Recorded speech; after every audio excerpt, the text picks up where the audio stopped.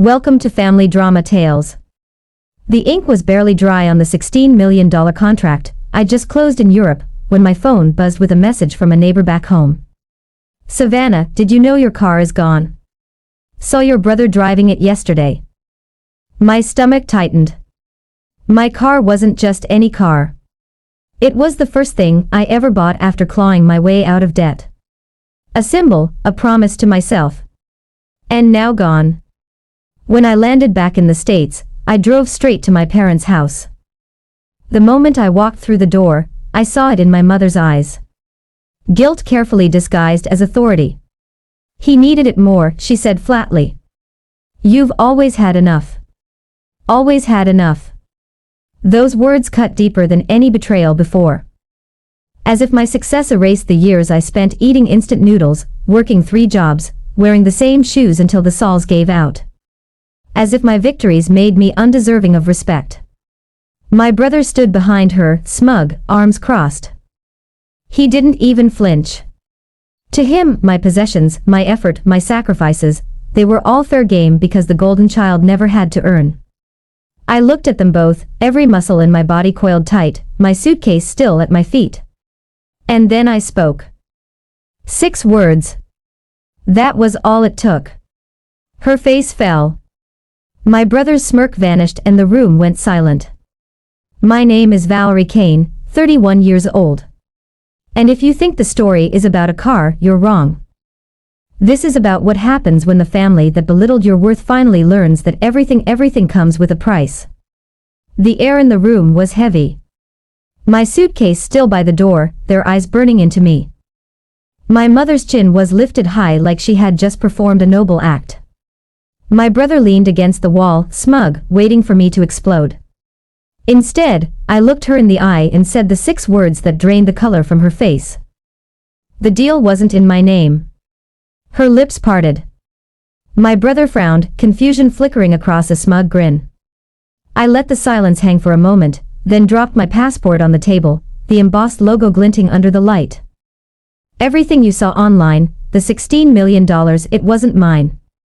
It was secured under the company's name. And do you know what that means? My brother shifted uneasily. What are you talking about? I stepped closer, my voice low, sharp, deliberate. It means I had nothing liquid in my name during that trip. Not a house, not a car, not even that vehicle you so generously pawned. Mom's face twisted. You're lying. I pulled out my phone, tapped once, and let the bank statement glow on the screen. Empty accounts, zeros, nothing to take, nothing to steal. You thought you were pawning my car. You pawned collateral tied to a European contract worth more than this entire neighborhood. Her hand flew to her mouth. My brother cursed under his breath. I smiled faintly. So tell me, when the auditors come knocking, who should I send them to? You or him? The room went still. No one breathed.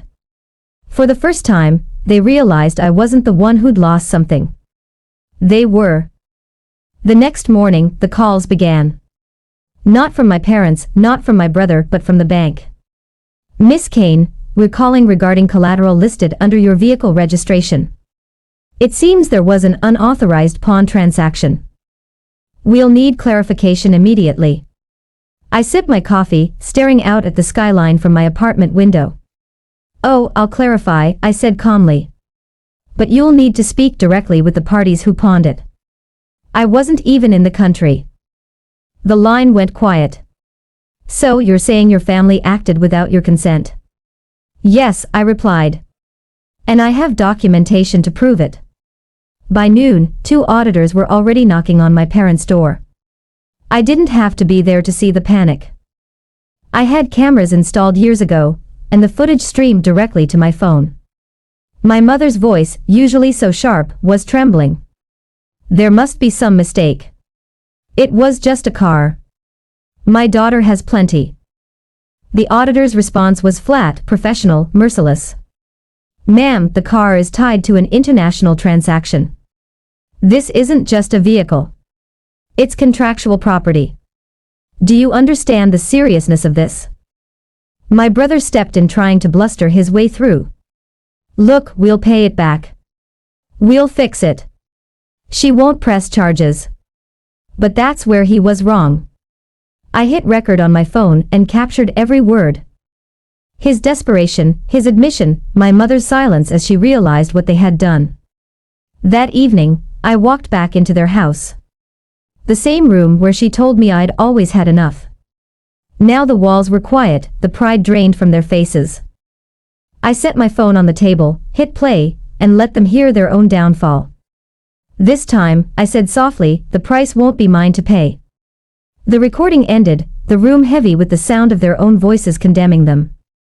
My brother slammed his fist against the table. You wouldn't dare turn that over. You'd ruin your own family. I leaned back, calm, deliberate. Family.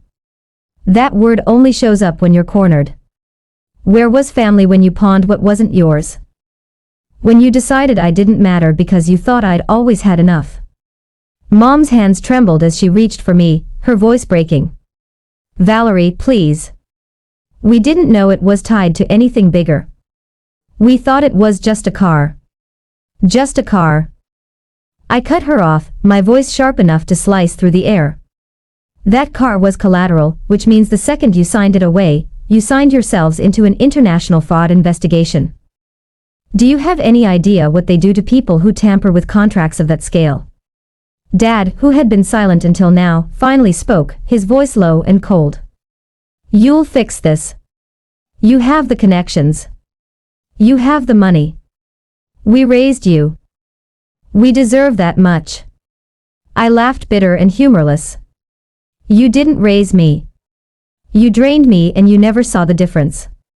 For the first time, I saw something flicker in my brother's eyes. Fear. He knew this wasn't just about money. It was about power, reputation, freedom, and all of it was slipping through his hands. I stood collecting my phone, the faint glow of the screen reflecting on their stunned faces. I'll give the auditors everything they need. Every document, every recording, every lie you've told, Mom whispered, Valerie, please. But I was already walking to the door. You took what was mine. Now I'll take what you think can never be touched. The next 48 hours moved like a storm. Auditors dug through the paperwork. My brother's signature showed up on the pawn slips. Sloppy but undeniable. My mother's name was scrolled beside his, listed as guarantor. They hadn't just touched my property. They had committed fraud in black ink. My phone rang non-stop. Mom, Dad, my brother calls I ignored. Then came the text switching from desperate to venomous in a heartbeat. Don't do this, Valerie. We're blood.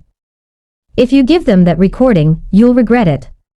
You've always been selfish. Selfish. That word nearly made me laugh.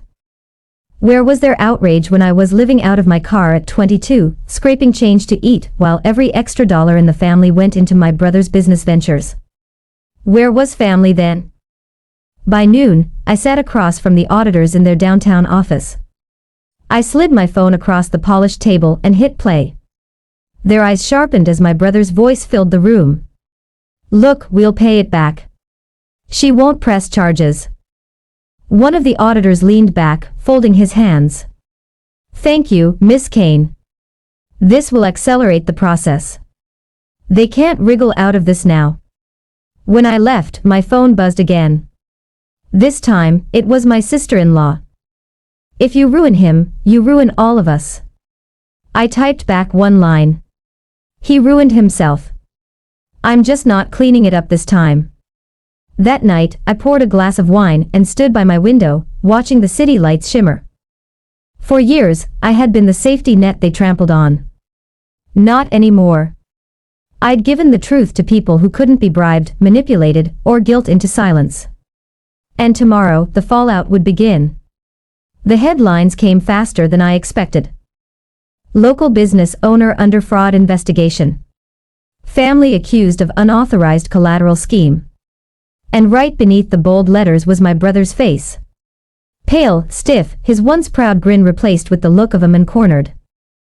My mother's name appeared too listed as guarantor. By the afternoon, the phone call stopped, not from them.